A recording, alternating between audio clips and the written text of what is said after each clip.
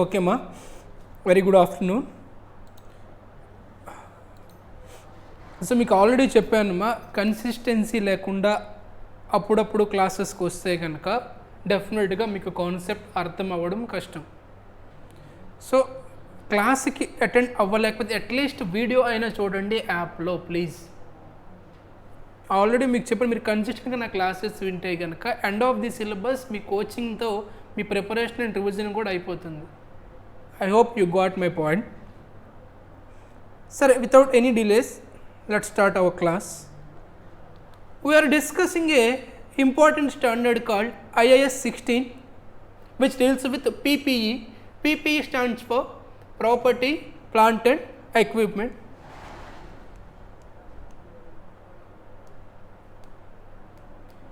PPE stands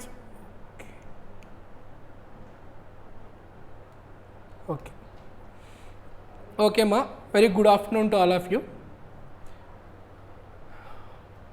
already మీకు చెప్పాను, consistency లేకపోతే it is highly difficult to understand the concept, specially in FR. ఎందుకు sir అంటే linkage ఉంటుంది. So please maintain consistency. ఒకవేళ క్లాస్ మిస్ అయితే కనుక యాప్లో వీడియోస్ అవైలబుల్గా ఉంటే వీడియోస్ చూసి నెక్స్ట్ క్లాస్కి రండి ప్లీజ్. ఆల్రెడీ మీకు ప్రామిస్ చేశాను. ఏం ప్రామిస్ చేశాను నేను?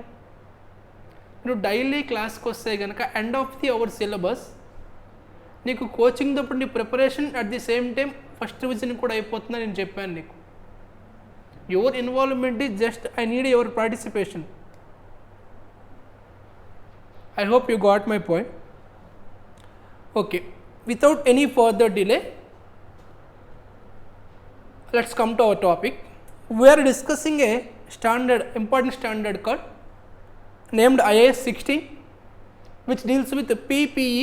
PPE full form property, plant and equipment. Okay, already 70% of the 80% of the standard is completed in the last previous 4 classes. Let's sum up all the 4 classes concept, then we will discuss the remaining 20% syllabus. By today's class we will complete the almost 100% of the first standard IAS 16.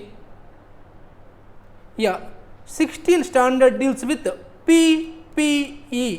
PPE అంటే ఏంటి sir అంటే property, plant and equipment.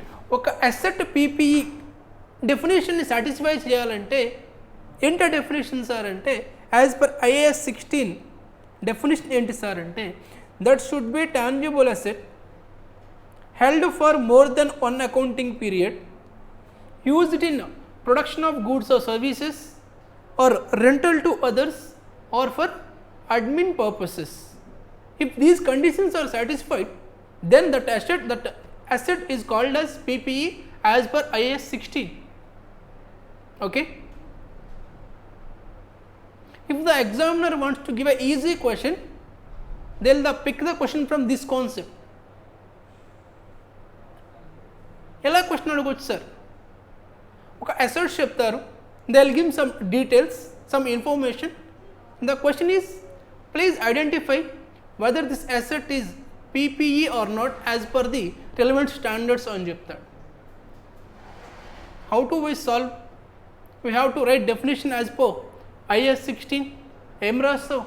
PPE ఈజ్ అన్ tangible asset held for more than 1 accounting period. It is used for production of goods or services or rental to others or administrative purposes, then that asset is called as PPE.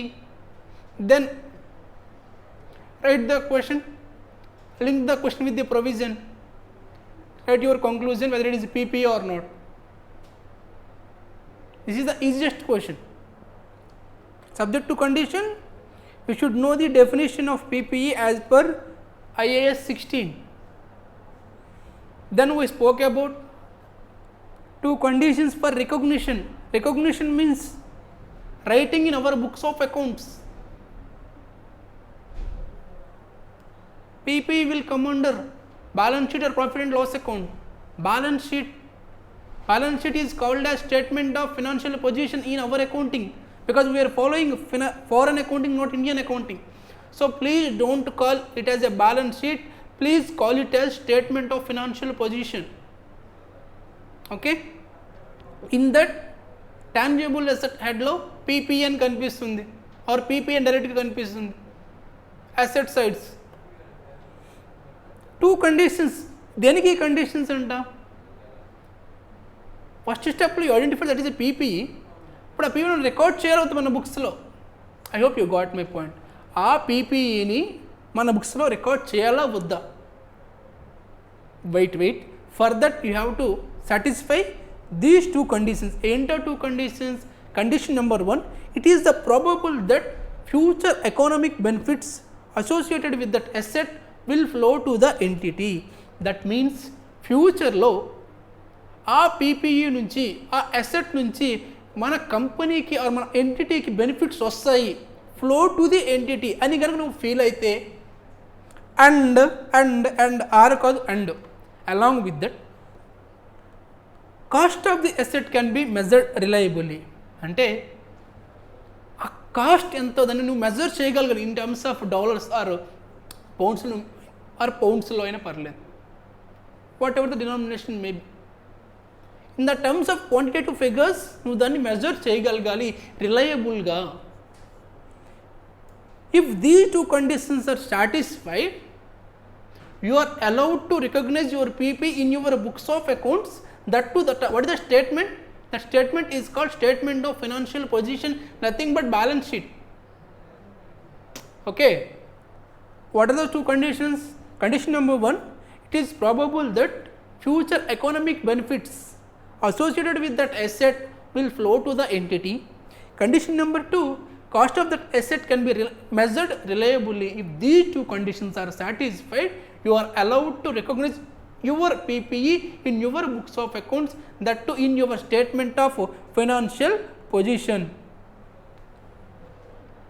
Okay, that wordings are also little bit important. No other option to you.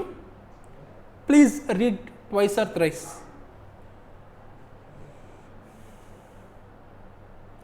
Then recognition bifurcated into again two types. Anybody please tell me what are the two types?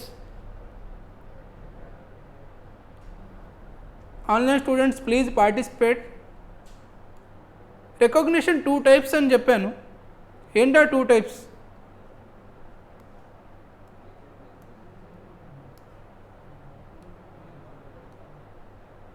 Yeah initial recognition and ఆన్లైన్లో వాళ్ళు participate చేయకపోతే నాకు తెలియదు మీరు విన్నారా లేదా అని చెప్పేసి. ఓన్లీ ఎప్పుడు చూసినా నాకు హేమాంజలి అనే పర్సన్, అనదర్ పర్సన్ నేమ్డ్ కీర్తి తప్ప నాకు వేరే వాళ్ళ దగ్గర నుంచి messages Rao. You will be the initial and subsequent. Okay, initial recognition and subsequent recognition. Initial recognition అంటే మీనింగ్ ఏంటమ్మా? ఫస్ట్ టైం మన బుక్స్లో రికార్డ్ చేయడం ఇనిషియల్ రికగ్నిషన్ అంటారు.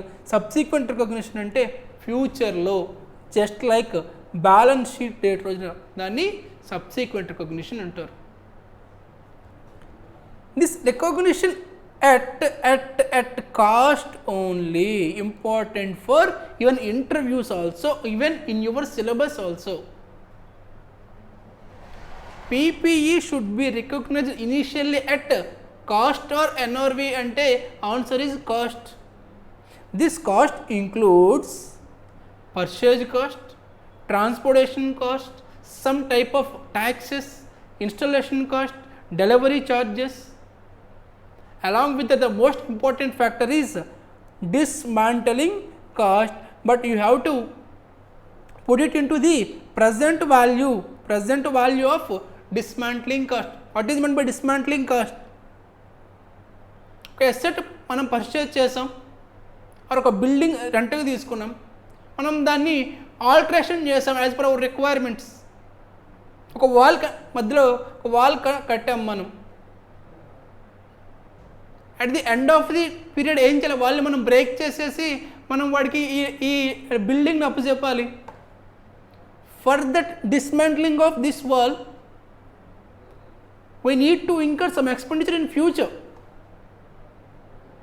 అది కూడా మన అసెట్లో పార్టే. ఇప్పుడు ఏం చేయాలి నేను, దట్ ఫ్యూచర్ ఎక్స్పెండిచర్ని ప్రజెంట్ వాల్యూకి తీసుకొచ్చి దాన్ని అసెట్కి యాడ్ చేయాలి. That is called present value of dismantling cost. In the same manner that is also a liability, asset as well as liability. Why liability sir అని క్వశ్చన్ చేస్తాను. ఆఫ్టర్ స్పెసిఫైడ్ పీరియడ్ నేను ఏం చేయాలి సార్ అంటే ఇవన్నీ నేను dismantle చేయాలి. ఊరికే చేస్తారు ఎవరైనా, నేను ఎక్స్పెన్సెస్ పే చేయాలి, లేబర్ చార్జెస్ పే చేయాలి. That is my liability also. So same thing is asset as well as liability. ఈ లయబిలిటీని ఏం చేస్తా, ఎవ్రీ ఇయర్ లయబిలిటీకి నేను ఇంట్రెస్ట్ యాడ్ చేసుకుంటూ వెళ్తా. ఎందుకు ఇంట్రెస్ట్ యాడ్ చేస్తా అంటే that is called unwinding of interest or unwinding of liability అంటారు. అర్థమవుతుందా? Because the concept called time value of money ఎఫ్ఎంలో వచ్చి ఉంటుంది మీకు. సో నేను ఏం చేస్తామో ఈ ప్రజెంట్ వాల్యూ ఏం చేస్తా, ఎవ్రీ ఇయర్ నేను దాన్ని ఇంట్రెస్ట్ యాడ్ చేస్తా. సర్ప్రైజింగ్ థింగ్ ఏంటో తెలుసా, end of the period this amount will be equals to dismantling cost. అలా 100% అలా అవ్వాలి. అయితే నువ్వు చేసిన problem correct, otherwise your answer is 100% wrong. So ఇక్కడ పాయింట్ టు బి నోటెడ్ ఏంటి సార్ అంటే ఈ డిస్మాంట్లింగ్ కాస్ట్కి 2 ట్రీట్మెంట్స్ ఉంటాయమ్మా. Treatment number 1, it should be added to asset, that is called capitalization. Same time that is treated as liability also. For that liability I have to add interest every year or every installment. Then I will get present value of DMC. I will get from that DMC, that is called dismantling cost, at the end of that tenure. I hope you got my point. After that,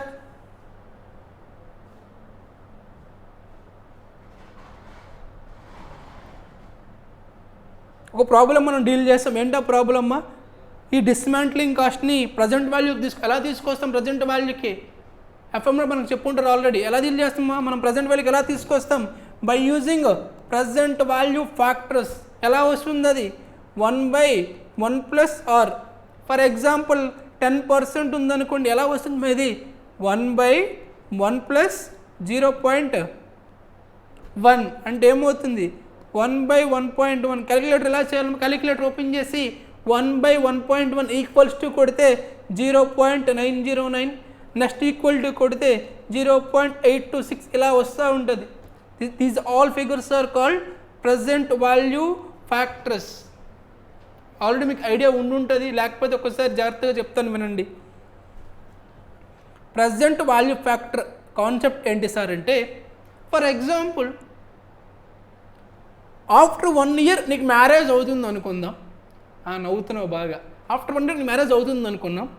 ఆ మ్యారేజ్కి నీకు 10 lakhs కావాలి. ఎప్పుడు 10 lakhs కావాలి, after 1 year. As on today ఎంత కావాలి sir, ఎలా చెప్తాను సార్ అంటే ఈ ఆఫ్టర్ ఇది టుడే, ఆఫ్టర్ 1 ఇయర్ ఇది.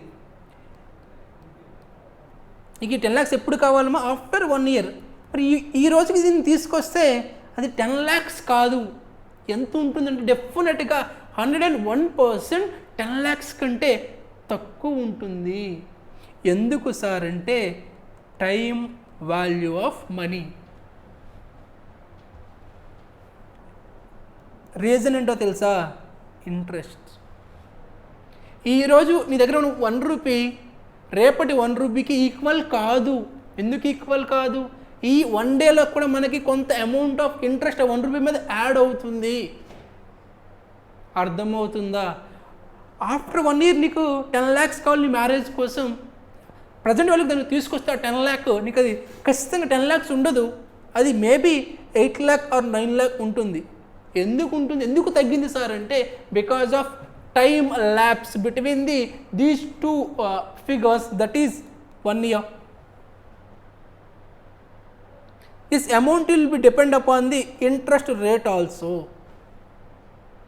మనం ఏం చేస్తున్నామా, ఫ్యూచర్లో ఉన్న ఫిగర్ని ప్రజెంట్కి తీసుకొస్తున్నాం by using interest rate. That is called discounting factor or present value factor. For example interest rate 10% ఉందనుకోండి, అప్పుడు how we calculate present value factors అంటే 1 2 3 ఇయర్స్ అనుకోండి మా. ఎలా చేస్తాం సార్ అంటే 10% ఉంటే 1/1.1 ఈక్వల్ టు కొడితే మీకు 0.901 ఈక్వల్ టు కొడుతూ ఉంటే వస్తూ ఉంటాయేమో. అర్థమవుతుందా? Very easy. ఎఫ్ఎంలో ఇంకా డీటెయిల్గా చెప్తారు, సపరేట్ చాప్టర్ ఉంటుంది అక్కడ. ఓకే ఓకే, అది క్వశ్చన్ నెంబర్ 1. నెక్స్ట్ మనం డీల్ చేసింది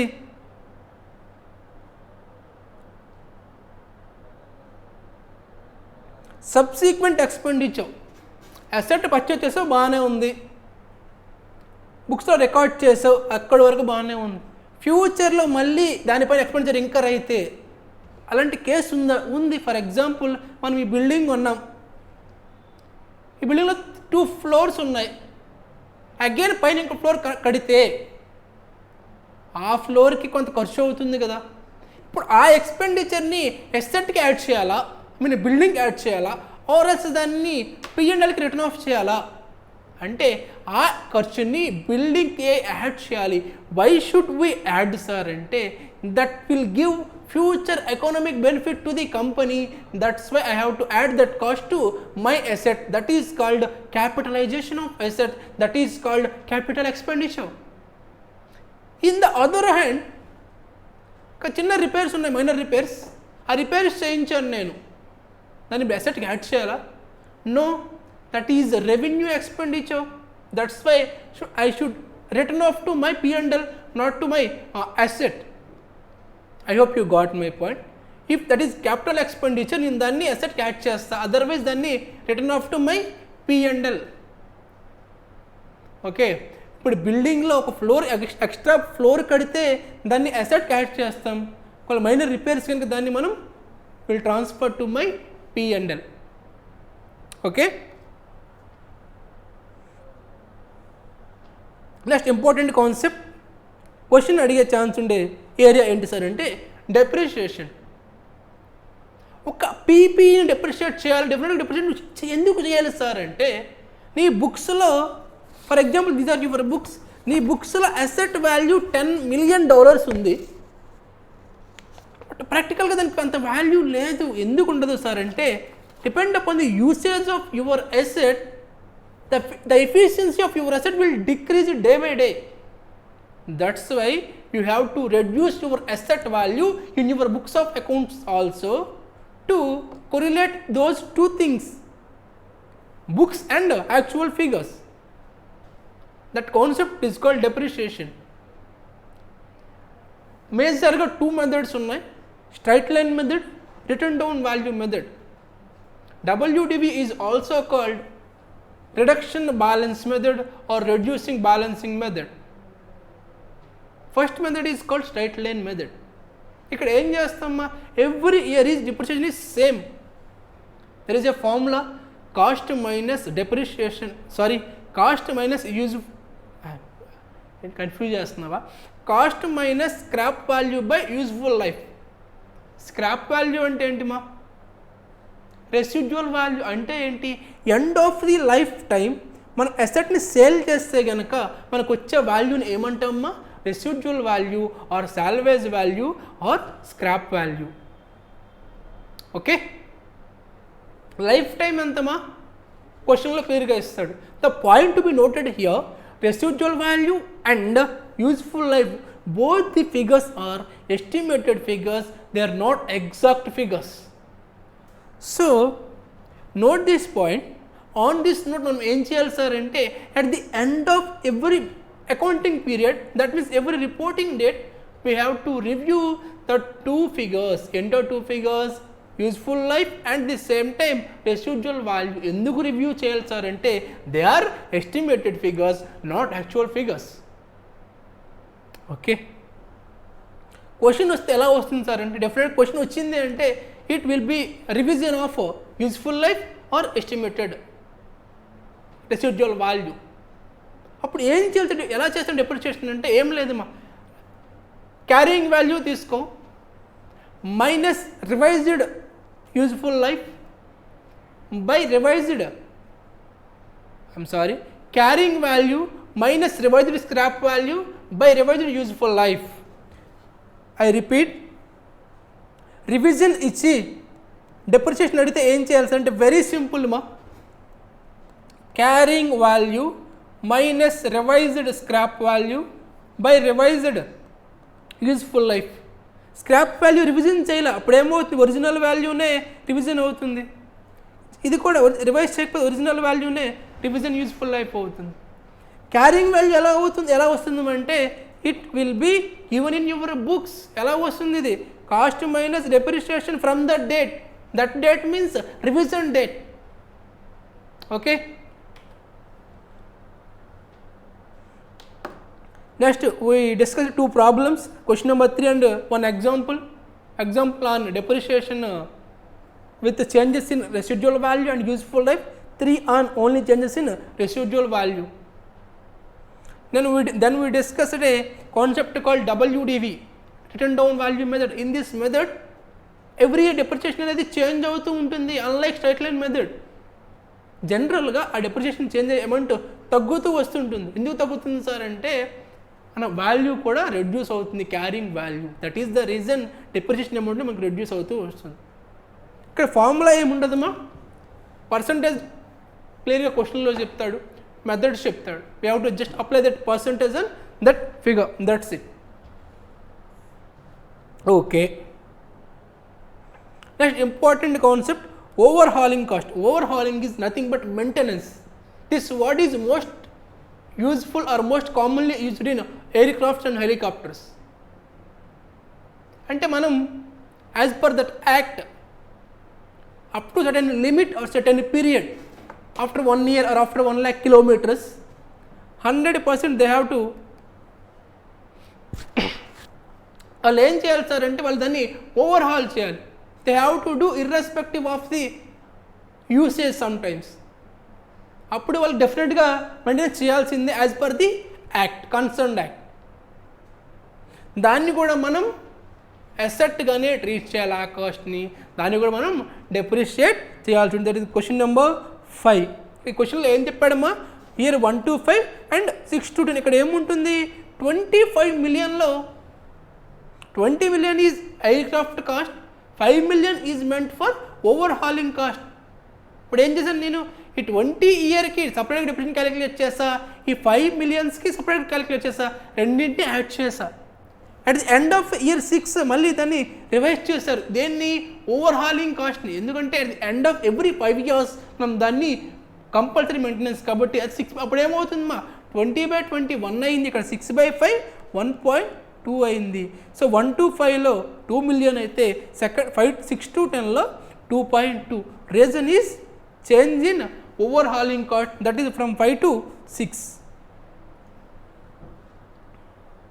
Then we discuss a revaluation model. ఏం చెప్పాను, రివాల్యుయేషన్ అంటే అసెట్ వాల్యూ కనుక ఇంక్రీజ్ అయితే that increased amount will goes to revaluation surplus or revaluation gain under OCI, under సోసి అంటే అమ్మాయి పేరు కదా అని చెప్పా. ఏమని చెప్పాను మా, statement of changes in equity. Okay, wait a minute.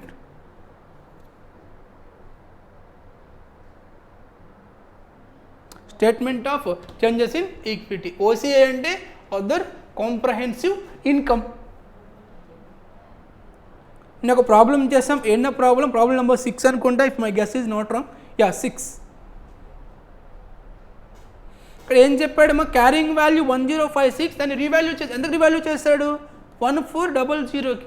ఇప్పుడు మన గెయిన్ ఎంతమా, 344. This gain will goes to revaluation gain under OCI. ఇది ఎక్కడ వస్తుందంటే 2 places వస్తుంది. చెప్పాను మీకు నిన్న, గుర్తొస్తుందా, statement of P&L and other comprehensive income ఒకటి, ఇంకొకటి ఏంటమ్మా, స్టేట్మెంట్ ఆఫ్ ఫినాన్షియల్ పొజిషన్లో వస్తుంది. ఓకే, నెక్స్ట్ ఇప్పుడు మనం ఏం చేయాలమ్మా, ఈ 1400 less depreciation for the current year, that balancing figure will goes to your balance sheet, that is nothing but statement of financial position, that is 13. ఇది ఎలా వచ్చింది 1365 అంటే 1400 minus 35. this 35 is the current year depreciation. Okay,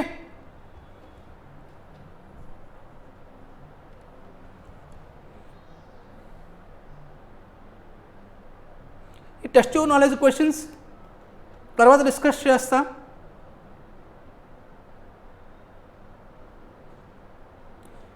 so మనకి ఇక్కడ only ఒక problem pending ఉంది, అది చూసి ఈ చాప్టర్ కంప్లీట్ అయిపోయినట్టే. ఆ ప్రాబ్లం ఏంటి సార్ అంటే self constructed asset. Question number 2.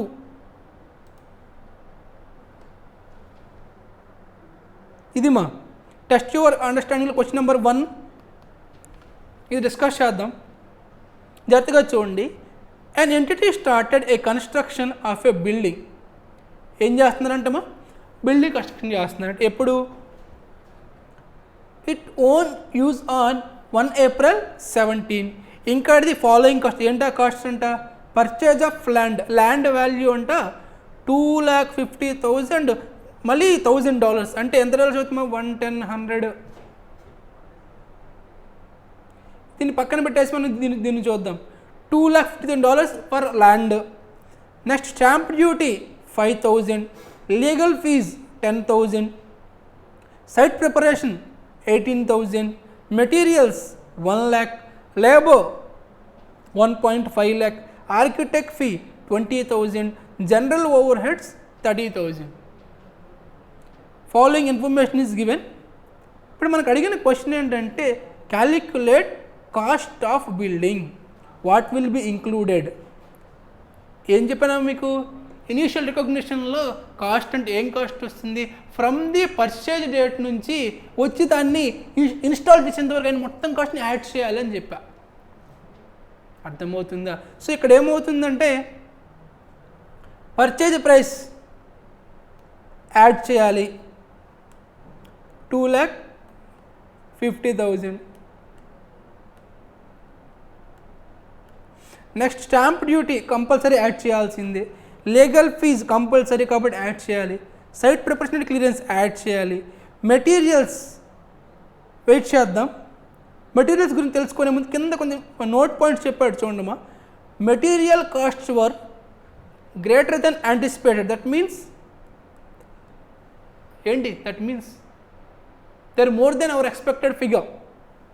On investigation it was found that materials costing 10 million had been spoiled and therefore wasted, and further a 15 million was incurred on materials as a result of faulty design work. 10 millions అంట spoil అయిపోయాయి, 15 million మళ్ళీ fault design work వల్ల పోయాయి. ఈ రెండు figures కూడా మన అసెట్లో ఇంక్లూడ్ చేయకూడదు. వై అంటే sir that are not related to my building. So from these materials I have to reduce 25 million. ఎక్కడంటే మెటీరియల్ ఎక్కడ ఉందమ్మా? ఈ 1 lakhలో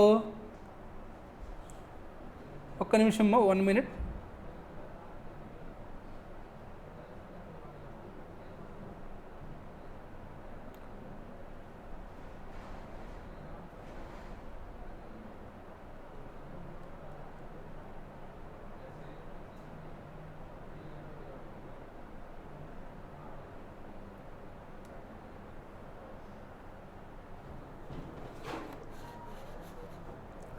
Just a minute, I will be back.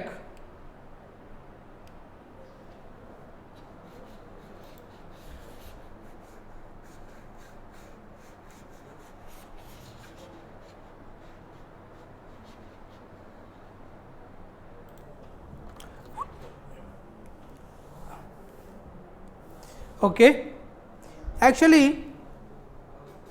the recording is going on. Materials are here 100 millions idi. The 25 millions are not related to our asset, so I have to reduce this 25 million from here. Next one, point number 2 is shown. As a result of these problems, work on building ceased for a fortnight during October 17. దీని వల్ల మనకు 15 days waste అయిందంట. Estimated that approximately 9 million labor hours related to this period. అంటే ఈ లేబర్లో కూడా 9 million is not related to our asset.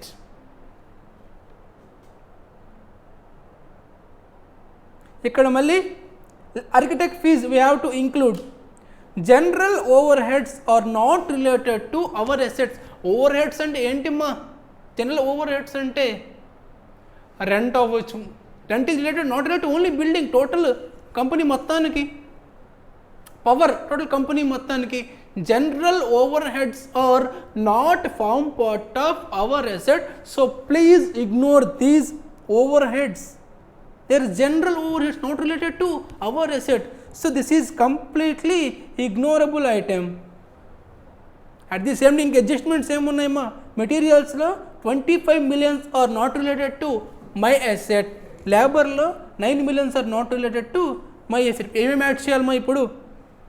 Land ఎంత ఉంది మా ల్యాండ్ వాల్యూ? 250 million యాడ్ చేయాలి. Next stamp duty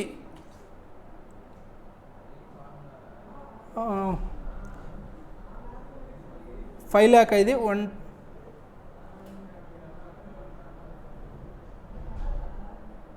50 lakhs add చేయాలి. Next one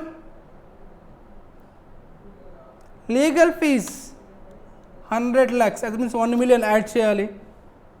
site preparation 18 million add చేయాలి. Materials ఇప్పుడు ఎంత అవుతుంది? 100 కాదు, 125 తీసేయాలి కదా, 75 యాడ్ చేయాలి. లేబర్లో 150 minus 9 ఓన్లీ 141. ఆర్కిటెక్ట్ 20 యాక్చువల్గా తీసుకోవాలి. జనరల్ ఓవర్ హెడ్స్ని కన్సిడర్ చేయకూడదు. మెటీరియల్లో ఆ వేస్టెడ్ తీసేయాలి. లేబర్లో ఎందుకు తీసేస్తున్నాను సార్ అంటే they are not related to my asset, that's why I have to reduce those 2 figures. Okay, don't worry, in tomorrow's class in డీటెయిల్డ్గా ఈ క్వశ్చన్ నేను ఇక్కడ సాల్వ్ చేస్తాను, క్లాస్లో డిస్కస్ చేద్దాం. I have a small work, so we'll meet next class. ఓకేనా? So రేపు వచ్చే ముందు మీరు ఏం చేయాలి సార్, ఒకసారి with this 95% of your standard is completed. ఏంటో స్టాండర్డ్? IAS 16 PPE. సో ఒకసారి మీరు రివైజ్ చేసుకోండి. Okay, chapter is almost completed. Will meet tomorrow. Bye.